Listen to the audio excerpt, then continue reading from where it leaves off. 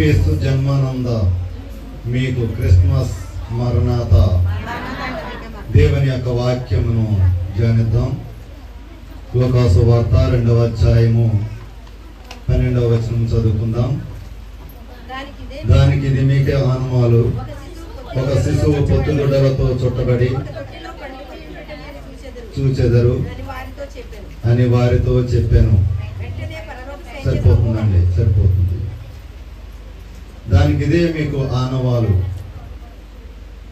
ఒక శిశువు పొత్తుగుడ్డలలో చుట్టబడి ఒక తొట్టిలో పరుండబెట్టుట మీరు చూచెదరు అని దేవుని యొక్క వాక్యమును మనం చూస్తూ ఉన్నాం. కన్యక అయిన మరియా గలిలయ జిల్లాకి చెందిన ఈమె. మనది ఏ జిల్లా అండి? తూర్పుగోదావరి జిల్లా. యేసుక్రీస్తు ప్రభువారు భూలోక తల్లి యొక్క జిల్లా పేరు గలిలయ జిల్లా.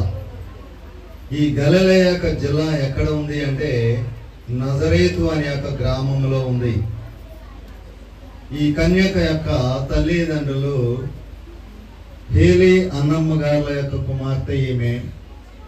మరి ఎందుకు దేవుడు ఈమెనే ప్రత్యేకించి ఎన్నుకున్నాడు, ఈమె యొక్క గర్భములోనే ఆయన వచ్చి ఉన్నాడు అనడానికి ఈమెలో కొన్ని ప్రత్యేకమైన లక్షణములు ఉన్నవి.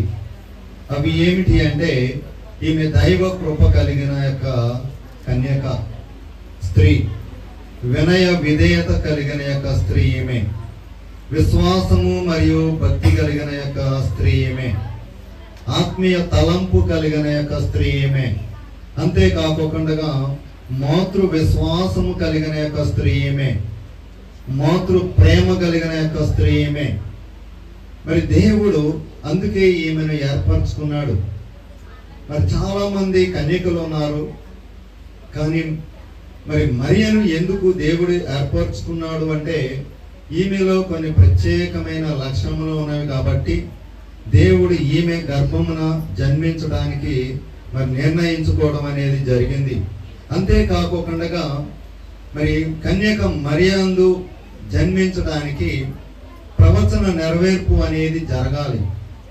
యెషయా ప్రవక్త ప్రవచించిన యొక్క ఆ ప్రవచనము తప్పనిసరిగా జరగాలి అంటే కన్య మరియకు ఈమె యేసుక్రీస్తు ప్రభువారు జన్మించాలి కాబట్టి అది జరగవలసిందే. మరి ఇక్కడ చూస్తే ఈ యొక్క ప్రవచనం ప్రకారము యేసుక్రీస్తు ప్రభువారు కన్య మరియ యొక్క గర్భమున ధరించి ఆయన జన్మించడం అనేది జరిగింది. మనం చదువుకున్న యొక్క వాక్య భాగంలో ఒక మాట ఉన్నది. అది ఏమిటి అంటే శిశువు అని ఉన్నది. యెషయా ప్రవక్త కూడా ఆయన ప్రవచించి ఉన్నాడు. యెషయా గ్రంథము 9:6వ వచనంలో కూడా ఉంది. లూకాసు వార్త 2వ అధ్యాయము 12వ వచనంలో కూడా ఈ శిశువు గురించి ఉన్నది. మరియు ఈ కన్యకకు మరి ప్రదానము చేయబడి ఉన్నది. ఎవరితో అంటే యేసేపుతో ప్రదానము చేయబడి ఉన్నది. మరి యేసేపు ఏ యొక్క జిల్లాకి చెందిన యొక్క వ్యక్తి, ఏ ప్రాంతానికి చెందిన యొక్క వ్యక్తి అంటే ఇందాక కన్య మరియక ఏ జిల్లాకి చెందిన అన్నాము? గలిలయ జిల్లాకి. ఈయన యూదయ జిల్లాకి చెందిన యొక్క వ్యక్తి. ఈయన ఉన్న యొక్క గ్రామము ఏమిటి అంటే బెత్లెహేము. ఈ బెత్లెహేము గ్రామానికి చెందిన యొక్క ఈ యేసేపు ఏ వంశము నుండి వచ్చి ఉన్నాడు అంటే దావీదు వంశము నుండి వచ్చి ఉన్నాడు. కాబట్టి దావీదు యొక్క గోత్రములో ఈ యేసేపు పుట్టి ఉన్నాడు. కాబట్టి చూడండి ఎలా దేవుని యొక్క మరి ఏర్పాటు జరిగి ఉన్నదో. ఇక్కడ యేసేపుకు మరియు కన్య మరియకు ముందుగానే ప్రదానము అనేది జరిగిపోయింది. కానీ ఇరువురు శారీరకంగా కలవక ముందే పరిశుద్ధాత్మ ద్వారా మరియ కన్యక గర్భము దాల్చి ఉన్నది. అది దేవుని యొక్క ఏర్పాటు వలనే జరిగి ఉన్నది. కాబట్టి ఈ ఇద్దరికి ఎలాంటి మరి శారీరకమైన సంబంధం అనేది లేకుండానే మరి వారికి పరిశుద్ధాత్మ ద్వారా మరి కన్య మరియ మరి గర్భము ధరించి ఉన్నది అని మనము పరిశుద్ధ గ్రంథంలో చూస్తూ ఉన్నాం. ఈ నూతనంగా జన్మించవలసిన యొక్క క్రీస్తు ఎందుకు ఈ లోకానికి వచ్చి ఉన్నారు అంటే ఈ లోకానికి వచ్చి మన పాపములను పరిహరించడానికి సంఘమును ఏర్పాటు చేయడానికి, సంఘమును ఏర్పాటు చేసిన తరువాత మనలను మరలా తిరిగి ఆయన యొద్దకు తీసుకుని వెళ్ళడానికి ఆయన ఈ లోకానికి వచ్చి ఉన్నాడు. అందుకే యేసుక్రీస్తు ప్రభు వారి యొక్క జన్మదినము ఇప్పుడు అంతకుముందు 4000 సంవత్సరాల క్రితము జరిగిన యొక్క సంఘటన ఇప్పుడు మనము జ్ఞాపకం చేసుకుంటున్నాము. కాబట్టి ఏమని పిలుస్తున్నాము అంటే ప్రభు యొక్క ప్రథమ రాకడ గుర్తులు. ప్రభు యొక్క ప్రథమ రాకడ గుర్తులు మనము ఇప్పుడు నేర్చుకుంటూ ఉన్నాం. ఇప్పుడు ప్రభు వచ్చిన యొక్క మొదటి రాకడలో జరిగిన యొక్క సంఘటనలను ఇప్పుడు మనము చూస్తూ ఉన్నాం. అలాగే లూకాసు వార్త 2వ అధ్యాయంలో చూస్తే 7వ వచనంలో ఏమని రాయబడి ఉన్నది అంటే తన తొలుసూరు కుమారుని కని పొత్తిగుడ్డలలో చుట్టి, దేంట్లో స్థలం లేదంటే సత్రంలో వారికి స్థలం లేనందున ఆయన పశువుల తొట్టెలో పరుండబెట్టెను. చెప్పండి, ఆయన ఎక్కడ పడుకోబెట్టారండి? పశువుల తొట్టులో. ఆయన ఎక్కడ పుట్టాడు? ఆయన ఎక్కడ పుట్టాడు చెప్పాలి. పాకలో పుట్టారా? సత్రంలో పుట్టారా? చెప్పాలి. సత్రంలో స్థలము లేదు. అది పాక కాదు, సత్రము కూడా కాదు. అది ఏమిటి అంటే తొలిపించిన యొక్క రాయి. ఒక రాయిని ఒక గృహముగా ఏర్పాటు చేశారు, చెక్కారు దాన్ని. ఇంతకీ ఆ గృహము ఎవరిది అంటే దావీదుది. దావీదుకు ముందుగా ఎవరిది అంటే బోయాజుది. అది ఎవరిదండి? బోయాజుది. ఈ బోయాజు ఎవరిని పెళ్లి చేసుకున్నాడు? రూతుని పెళ్లి చేసుకున్న తర్వాత ఓబేదు కన్నారు.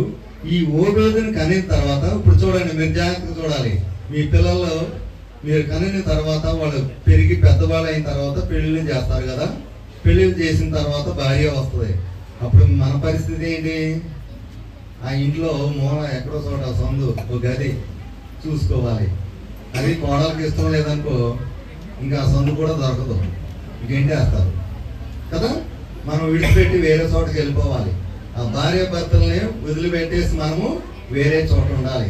ఇప్పుడు ఈ బోయాజు మరి రూతు కూడా ఏం చేస్తారంటే ఓబేదును కనిన తర్వాత, ఓబేదుకు వివాహం చేసిన తర్వాత వీళ్ళిద్దరూ కూడా తొలిపించిన యొక్క గృహాన్ని వాళ్ళకి అప్పచెప్పేసి వీళ్ళు వెళ్ళిపోయారు. ఇప్పుడు ఎవరి ఆధీనంలో ఉంది అంటే ఓబేదు ఆధీనంలో ఉంది. మళ్ళా ఓబేదు ఎవరిని కన్నాడు అంటే యెషాయిని కన్నాడు. యెషాయిని కన్న తర్వాత మళ్ళీ బాధ్యతలు అప్పచెప్పేసి పెళ్లి చేసేసి మళ్ళా ఓబేదు ఏం చేశాడంటే భార్యతో బయటికి వెళ్ళిపోయాడండి. ఇప్పుడు ఎవరి ఆధీనంలో ఉంది? యెషాయి ఆధీనంలో ఉంది. ఆ తర్వాత మళ్ళా యెషాయి ఎవరిని కన్నాడు అంటే దావీదుని కన్నాడు. దావీదుకు మళ్ళా పెళ్లి చేసిన తర్వాత ఎవరు బయటికి వెళ్ళిపోయారు? యెషాయి బయటికి వెళ్ళిపోయాడు. ఇప్పుడు ఎవరి ఆధీనంలో ఉంది అంటే దావీదు ఆధీనంలో ఉంది.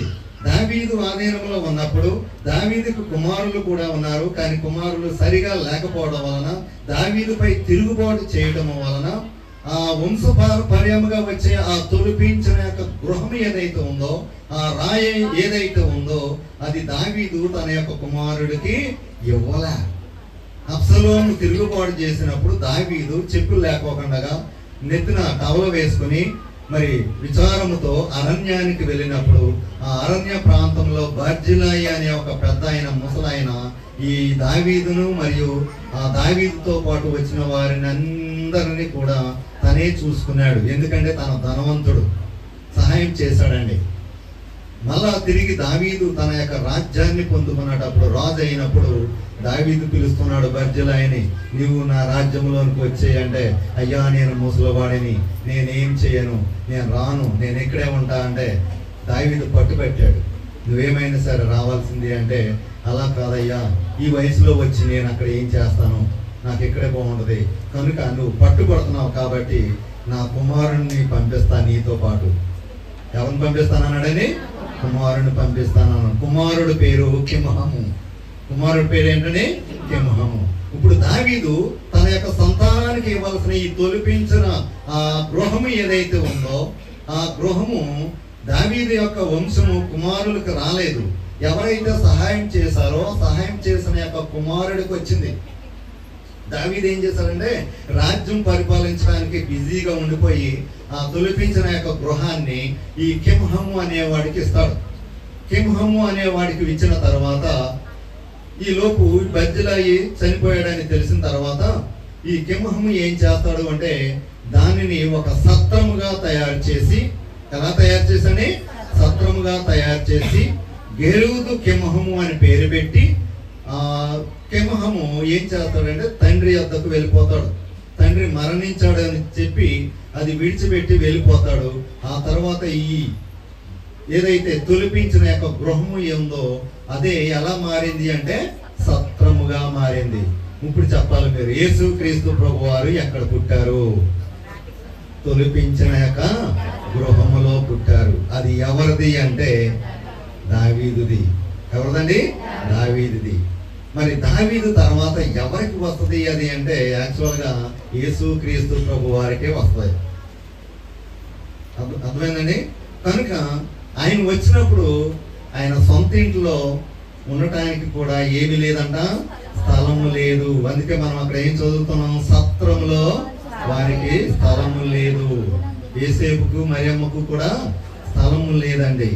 మరి ఇక్కడ ఏం జరిగింది అంటే దావీదు తర్వాత ఈ కింహము అనే అతను దాన్ని ఒక సత్రముగా మార్చినప్పుడు దారిపోయే వాళ్ళందరూ కూడా, అది రోడ్డు పక్కన ఉందన్నమాట తొలిపించిన యొక్క గృహము, ఆ దారిపోయే యొక్క ప్రయాణికులు అందరూ కూడా విశ్రాంతి తీసుకోవడానికి అక్కడికే వెళ్ళేవారు. వాళ్ళు ఖాళీగా వెళ్ళకోకుండా వాళ్ళ పశువులతో పాటు వెళ్ళేవారు. ఆ పశువులతో పాటు వెళ్ళినప్పుడు వారు ఆ సత్రములో విశ్రాంతి తీసుకుంటూ ఆ సత్రం ఎదుట ఏమి ఏర్పాటు చేశారు అంటే పశువుల పాకను ఏర్పాటు చేశారు. ఆ పశువుల పాకలోనే వీరు ఈ యొక్క పశువులని వారు కట్టేవారండి. కనుక ఆ పశువుల పాకని యేసుక్రీస్తు ప్రభువారు ఉపయోగించుకున్నారు జన్మించడానికి. చూసారండి? అందుకే మనం అక్కడ చదువుతున్నాం, ఆయనను పశువుల తొట్టెలో పరుండబెట్టెను. ఈయన ఎవరు అంటే జ్యేష్ఠ కుమారుడు అని తెలియపరుస్తూ ఉన్నారు. ఈ లోకాసు వార్త 2వ అధ్యాయంలోనే 7వ వచనంలోని ప్రకారం చూస్తే నీతిపరుడైన ఈ యొక్క యేసేపు ఎవరైతే ఉన్నాడో ఈయన పరిశుద్ధురాలైన యొక్క కన్యకను ప్రదానము చేయబడిన తర్వాత యేసేపు మరి బెత్లెహేము గ్రామానికి చెందిన వారు, ఈ మరియా నజరేతు యొక్క గ్రామానికి చెంది ఉంది. అందరూ కూడా ఆ ప్రాంతమే చెందిన వారే. మరి ఈమె ప్రసవ దినములు పూర్తయిన తర్వాత సుమారుగా 120 కిలోమీటర్లు 122 కిలోమీటర్లు వీరు నజరేతు నుండి ఎక్కడికి వచ్చారు అంటే బెత్లెహేముకు వచ్చారు. గాతాభవం అంటే గాడిద మీద ఆమెను కూర్చోబెట్టుకుని యేసేపు ముందు నడుస్తూ వచ్చారు. యేసేపు 122 కిలోమీటర్లు నడిచాడండి. నడిచిన తర్వాత వీరు బెత్లెహేము చేరుకున్నారు.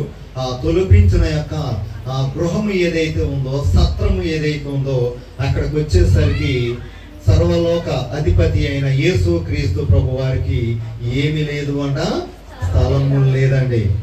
కానీ ఈయన ఏమని పిలువబడుతున్నారు అంటే జ్యేష్ఠ పుత్రుడు, అంటే మొదటి పుత్రుడు. యూదులలో జ్యేష్ఠ పుత్రులందరికంటే ఈయనే జ్యేష్ఠ పుత్రుడు అని పిలువబడుతూ ఉంది. ఇంకొక మాట మనం ఇక్కడ ధ్యానిద్దాం. 7వ వచనంలోనే ఏమని ఉందంటే పొత్తి గుడ్డలతో చుట్టబడి. ఏ గుడ్డలు అంటండి?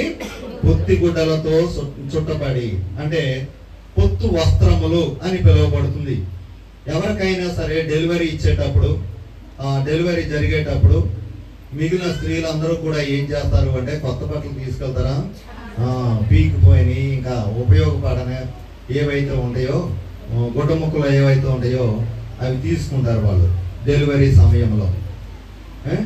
ఇక్కడ పొత్తి గుడ్డలు అంటే అవి శుభ్రంగా ఉండవు, పాతవి, చిరిగిపోయేవి, ఇలా చింపితే చిరిగిపోయే టైప్ అనమాట. దాన్ని ఏమంటారు? పీలిక గుడ్డలు అంటాం. ఏమని పిలుస్తామని? పీలిక గుడ్డలు. అలాంటి పీలిక గుడ్డలు ఈయన జన్మించినప్పుడు ఉపయోగించారండి. ఎందుకు ఆ పీలిక గుడ్డలను ఉపయోగించారు? ఎందుకు వాటిని ఆయన ఎన్నుకున్నాడు అని అంటే ఆయన మరి దేవుడు కాబట్టి మరి మంచి మంచి వస్త్రాలు, నూతన వస్త్రాలు ఉపయోగించాలి కదా.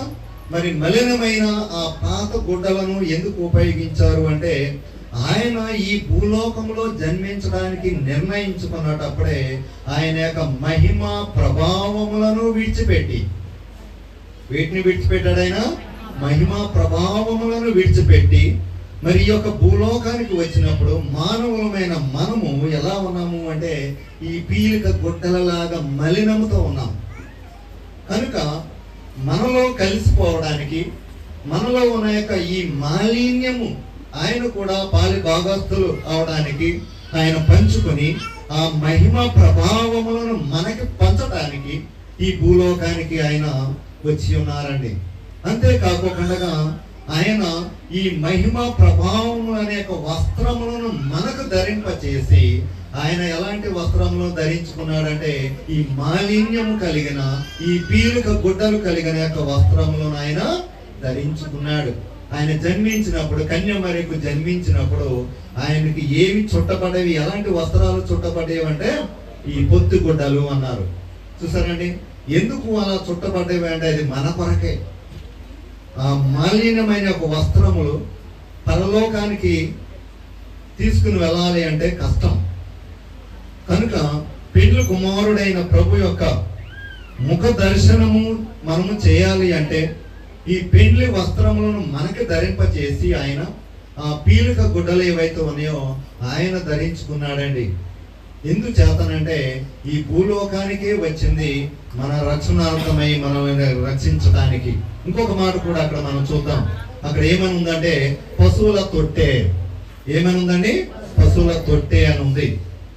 చూడండి, ఇక్కడ ఒక అద్భుతం ఏమిటి అంటే పశువుల తొట్టెలో ఆయనను పరుండబెట్టెను అని చూస్తూ ఉన్నాం. పరలోకవాసి అయిన ప్రభు పరలోకము నుండి మరి భూలోకానికి ఆయన జన్మించడానికి వచ్చినప్పుడు మరి బుద్ధి జ్ఞానము కలిగిన యొక్క మానవులు ఏం చేశారు అంటే ఆయనకి స్థలాన్ని ఇవ్వలేదు. మరి ఎవరిచ్చారు ఈ స్థలాన్ని? మీరు చెప్పాలి. చూడండి, అక్కడ పశువుల తొట్టె. పశువుల తొట్టె దేనికి ఉపయోగిస్తారు? పశువులు కుడుతుంటాం కదా, మేత వేయడానికి, కుడుతుపోయడానికి ఉపయోగిస్తారు కదా.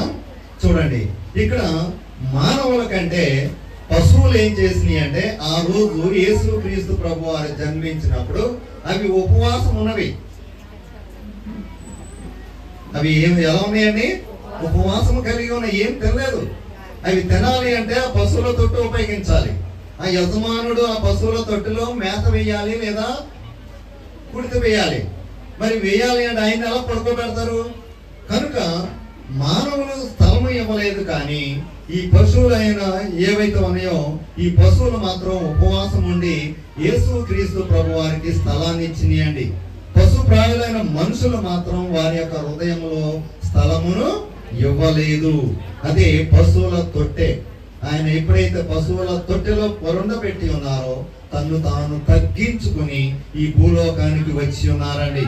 అదే విధముగా మనలో ఉన్న యొక్క అపవిత్రత ఏదైతే ఉందో, పాపము కలిగి ఉన్నామో, ఈ పాపము, అపవిత్రత, అపరిశుద్ధత ఏదైతే ఉందో, ఈ మాలిన్యం ఏదైతే ఉందో, ఇవన్నీ కూడా తీసివేయబడటానికి ఆయన ఆ స్థలాన్ని ఎన్నుకున్నారండి. బెత్లెహేమును ఎన్నుకున్నారు. ఎప్పుడైతే ఆయన బెత్లెహేములో జన్మించి ఉన్నారో ఆ స్థలము అంతా కూడా ఎలా అయిపోయిందంటే పరిశుద్ధముగా అయిపోయింది, పవిత్రముగా అయిపోయింది. ఆ పట్టణం అంతా కూడా పరిశుద్ధముగా తయారైపోయింది.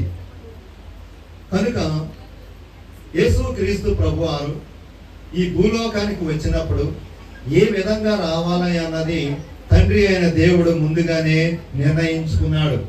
ఇంకొక మాట అక్కడ మనం చూద్దాం. అది ఏమిటి అంటే పశువుల పాక. ఏంటంటే అక్కడ పశువుల పాక.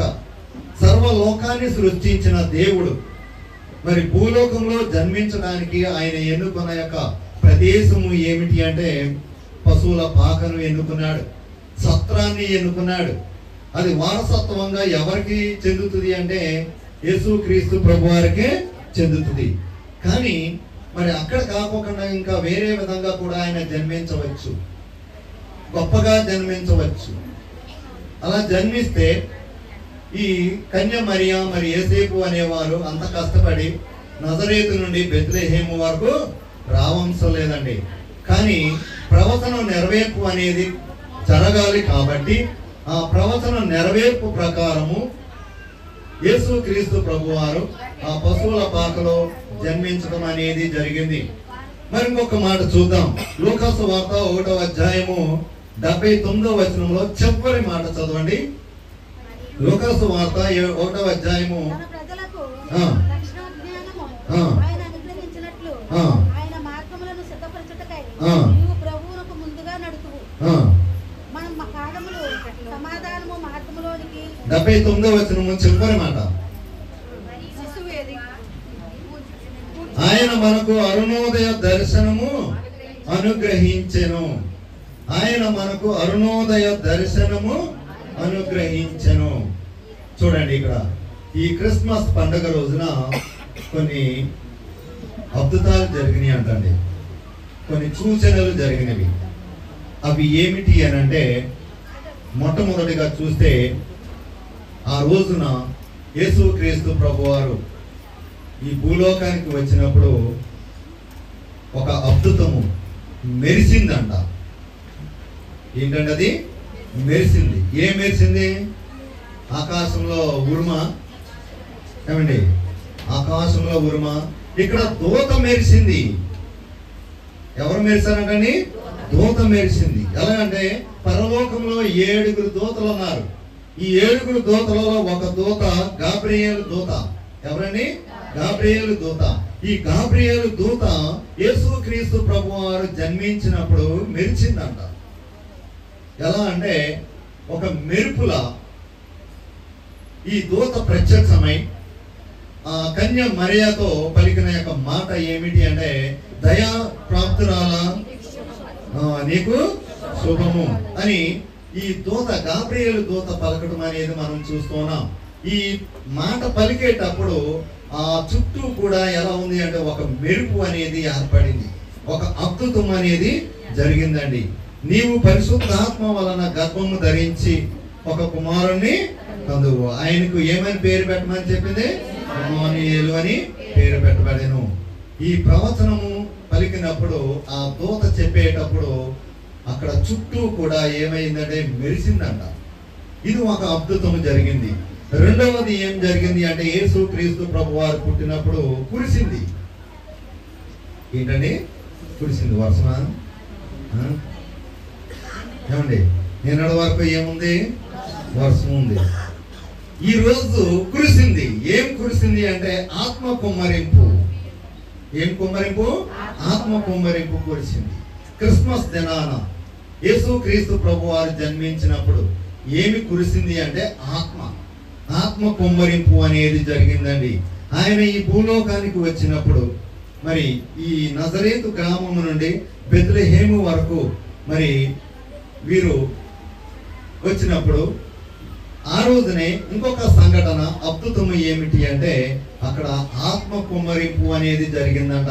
ఈ దూత చెప్పి వెళ్ళిపోయిన తర్వాత కన్య మరియ ఎవరి దగ్గరికి వెళ్ళింది అంటే, ఎలిజబెత్ దగ్గరికి మరియు జకరయ్య దగ్గరికి వెళ్ళిందండి. ఆమె ప్రెగ్నెంట్ తోనే వెళ్ళింది. కలుసుకుందాము, ఈ మంచి శుభవర్తమానము, ఈ సంతోషకరము తెలియపరుస్తాను అని చెప్పి ఈమె వెళ్ళినప్పుడు ఈ ఇరువురు కలుసుకున్నటప్పుడు ఎలిజబెత్ మరియు కన్య మరియ ఒకరు కలుసుకుని వందన మరణాతలు చెప్పుకున్నారు. ఇద్దరు కూడా వందన మరణాతలు చెప్పుకున్నారు. ఈ ఎలిజబెత్ ఆమె వృద్ధురాలు, వయసు అయిపోయింది. కానీ ఆమె కూడా గర్భము ధరించి ఉన్నది అప్పటికే. కాకపోతే కన్య మరియకు ముందు ఒక నెల, కన్య మరియకు ముందు ఒక నెల అంటే ఒక నెల ముందు ఆమె గర్భం ధరించింది. ఇప్పుడు చెప్పండి, యేసుక్రీస్తు ప్రభువారు మరియు బాప్తిస్మిచ్చు యోహాను గారు ఇద్దరు వయసు ఇది ఎంత తేడా అంటే, బాప్తిస్మిచ్చు యోహాను గారు ఒక నెల పెద్దోడు. బాప్తిస్మిచ్చు యోహాను గారు ఒక నెల పెద్దోడండి.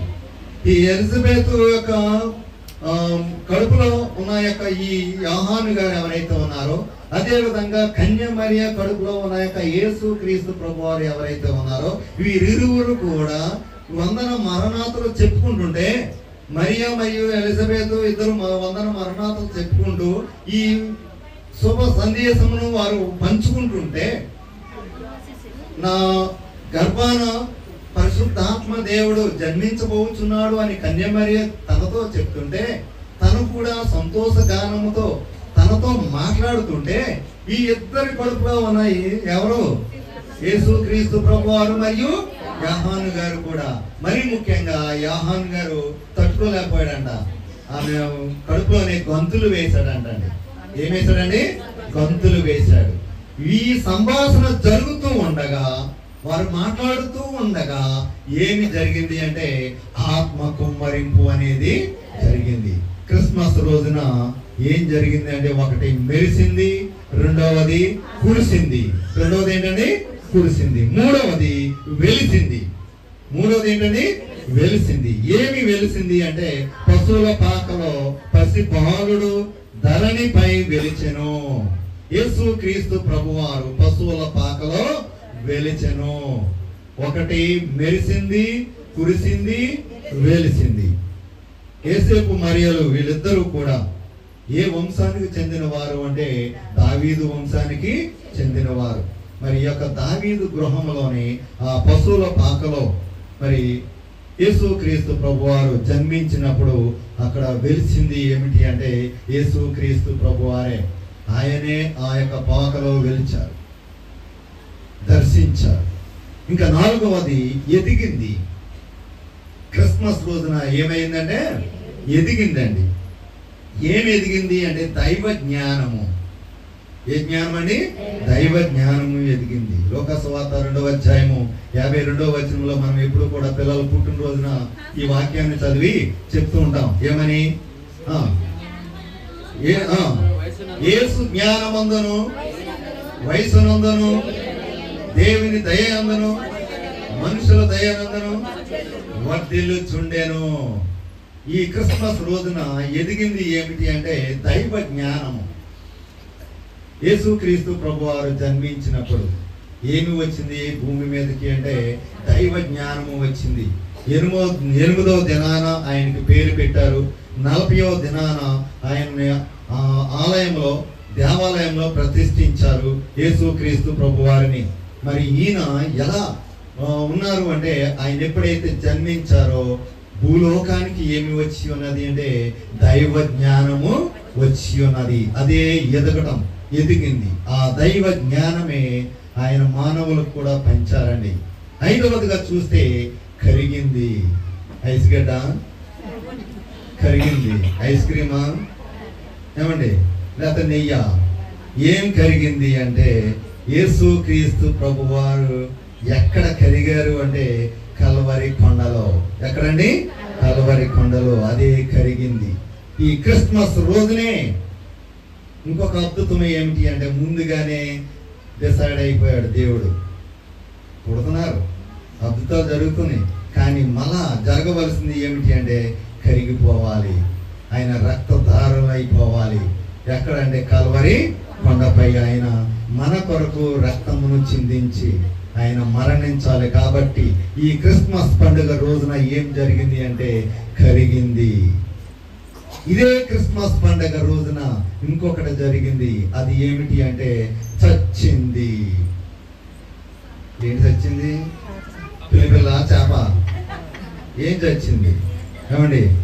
ప్రభు యొక్క మానవ శరీరము. ఏ శరీరము? మానవ శరీరము. ఆయన మానవ శరీరంలో జన్మించారు.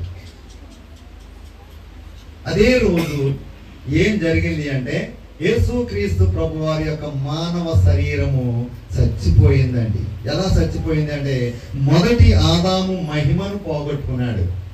మొదటి ఆదాము ఏం పోగొట్టుకున్నాడని? మహిమను పోగొట్టుకున్నాడు. రెండవ ఆదాము ఎవరు? యేసుక్రీస్తు ప్రభువారు మానవ శరీరధారిగా జన్మించినప్పటికీ నరులను రక్షించడానికి ఆయన నరుని యొక్క శరీరమును దాల్చి ఆ నరుల యొక్క శరీరాన్ని చంపుకున్నారు.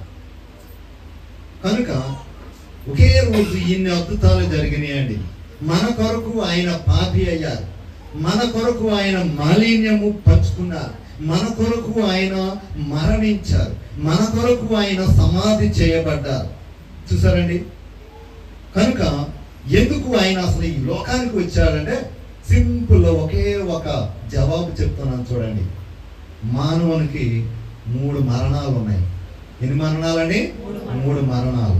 ఒకటి ఆత్మీయ మరణము. ఏ మరణం? ఆత్మీయ మరణం. రెండవది శరీర మరణము.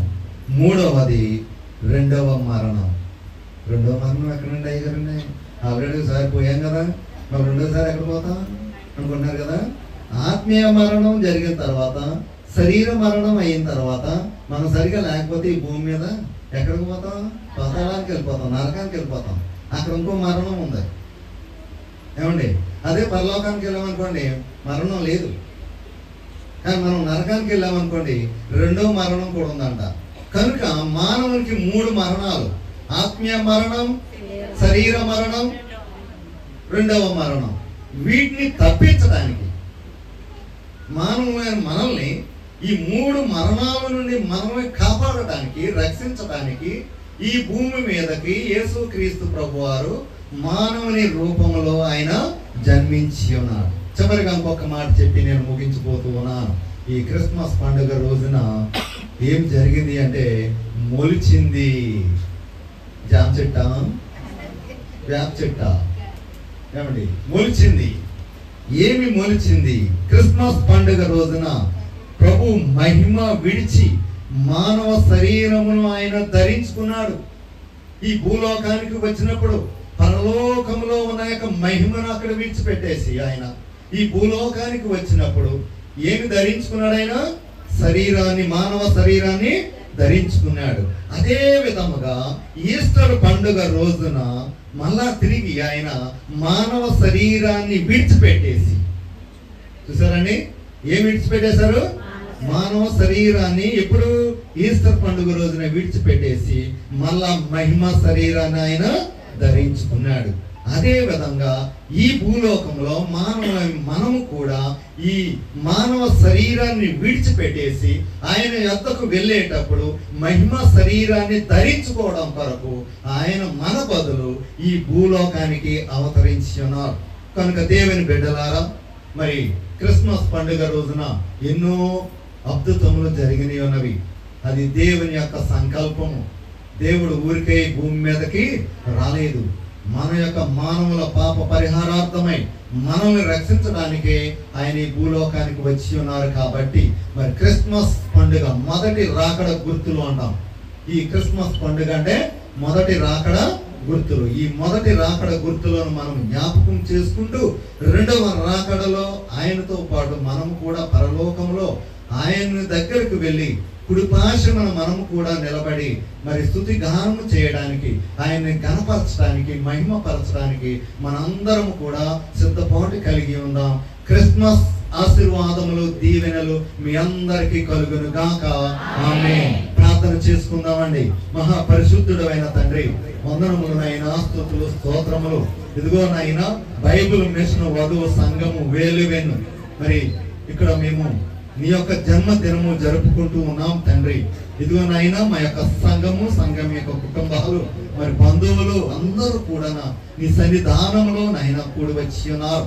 నీ యొక్క జన్మదినమును జరుపుకుంటూ ఉండగా నాయన మరి నిన్ను గుమ్మము ముందు పెట్టకోకుండా మా హృదయంలోనికి మేము మిమ్మల్ని ఆహ్వానించుకొని నాయన ఈ యొక్క క్రిస్మస్ పండుగ జన్మదినము మరి మా యొక్క హృదయంలో పండుగ జరుగులాగన కూడి వచ్చిన ప్రతి ఒక్క బిడ్డను నాయన క్రిస్మస్ ఆశీర్వాదములు, దీవెనలు ఇమ్మని యేసు నామమున ప్రార్థిస్తున్నాము తండ్రి. ఆమేన్. అందరికీ మరణాత.